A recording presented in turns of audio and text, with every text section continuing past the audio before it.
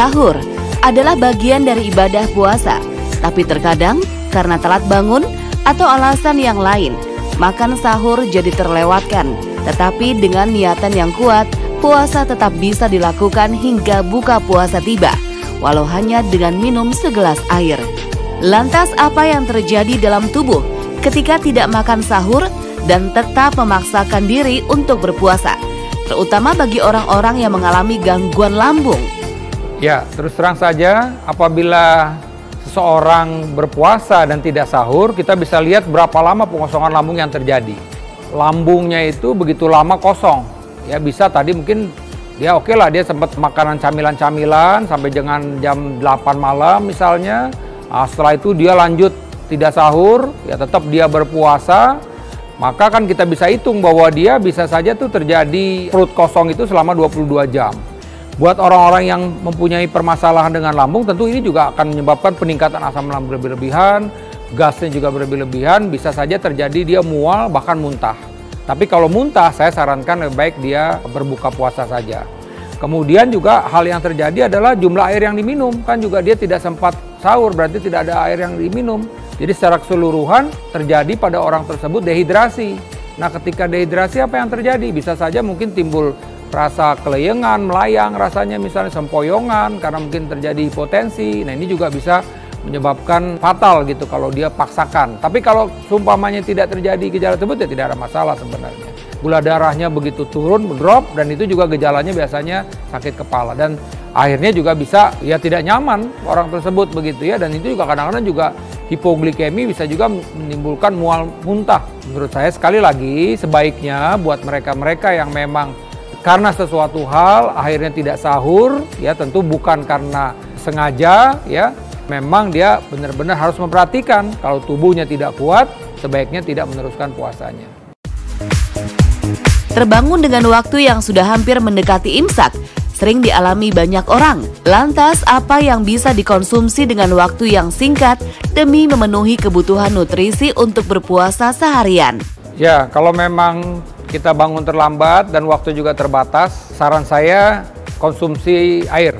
Kalau memang yang paling mudah tentu ya seperti kurma. Ya makan aja kurma beberapa butir, ya itu juga ada sumber karbohidratnya dan ada unsur mineralnya begitu ya. Kalau memang memungkinkan ya, kalau memang bisa 1 butir telur itu juga baik begitu ya, kalau tidak memungkinkan untuk makan nasi. Jadi paling tidak mesti ada yang dikonsumsi pada saat kita memang terlambat bangun dan waktunya memang sangat terbatas. Beragam fakta dan mitos banyak beredar di masyarakat tentang makan sahur. Salah satunya mengonsumsi minuman manis saja saat sahur dapat membantu agar kuat berpuasa seharian. Benarkah itu fakta atau mitos? Fakta. Jadi pada saat memang waktunya sudah mepet sekali, memang yang bisa kita konsumsi adalah air. Ya syukur-syukur kalau memang terkejar kita bercampur dengan gula. Itu udah minimal lah. Kalau memang masih ada waktu, mungkin masih kita bisa ambil kurma beberapa buah untuk paling tidak ada kalori yang kita konsumsi, ada unsur mineral dan vitamin dari komponen kurma tersebut. Saat menjalankan ibadah puasa, tidur merupakan sebuah ibadah. Namun apakah tidur seharian saat berpuasa dapat menyehatkan tubuh? Karena mitosnya, tidur seharian dapat menyehatkan. Itu fakta atau mitos? Mitos, ya. Jadi tetap ya, kita bukan berarti pada saat berpuasa kita tidur seharian, tidak boleh. Tetap kita mesti bergerak. Tidur itu paling enggak kita bisa tidur yang benar-benar pulas itu 6 jam, ya kan. Kemudian kerja ringan 6-8 jam, kerja ringan juga sekitar 6-8 jam. Kemudian kerja berat mungkin karena berpuasa mungkin semaksimalnya 6 jam.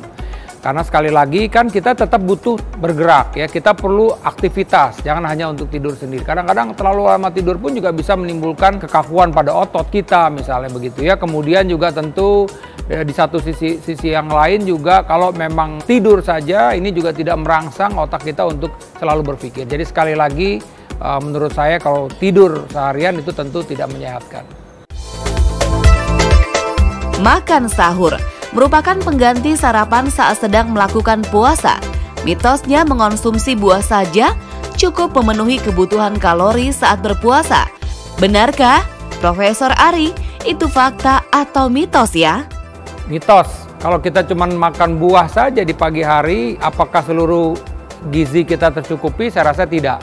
Ya, kalau komponen daripada buah itu memang ada unsur karbohidratnya ya, berarti kalori, mungkin ada juga kalori. Tapi saya rasa sebanyak-banyaknya kita makan, apalagi di sahur itu nggak mencukupi untuk jumlah kalori kita untuk yang kita butuhkan begitu ya. Dan kemudian juga kita mestinya ada komponen makanan kita mengandung unsur lemaknya, untuk unsur proteinnya begitu. Jadi menurut saya itu mitos. Kalau hanya makan buah udah mencukupi seluruh zat gizi kita dalam berpuasa. Bagi sebagian orang, bangun dini hari untuk melakukan sahur merupakan kegiatan yang sulit dilakukan. Bagaimana tips untuk mensiasati kebiasaan ini? Memang terus terang saja salah satu hal yang sering terjadi ya, telat bangun itu justru biasanya pada 10 hari terakhir ini. Ya kenapa? Karena mungkin juga udah banyak kegiatan-kegiatan yang lain, kemudian alertnya juga sudah mulai berkurang. Jadi menurut saya bagaimana nih, kita tetap berusaha lah, jangan sampai kita tidak bangun sahur untuk mengkonsumsi makan pada saat sahur. Bagaimana mengaturnya? Tadi berusaha kita jangan sampai tidur juga terlambat begitu ya. Dan tentu pasang alarm misalnya untuk dipastikan bahwa kita terbangun. Dan ya kalau bisa berkomunikasi dengan keluarga yang lain ya untuk saling mengingatkan. Kalau memang kebetulan kita tinggal sendiri ya kalau perlu ada keluarga lain di tempat lain yang mengingatkan begitu loh. Bagaimana kalau memang tidak bisa juga ya? Tadi memang diusahakan kita cukup pada saat makan berbukanya begitu. Kemudian juga kalau memang oke nih nampaknya karena pekerjaan misalnya dia tidak bisa tidur dengan cepat ya paling tidak ada camilan-camilan yang tetap bisa dikonsumsi pada saat dia sedang mengerjakan pekerjaan tersebut. Jadi paling tidak cukuplah kalori di dalam tubuhnya dan kemudian juga jumlah minum juga demikian.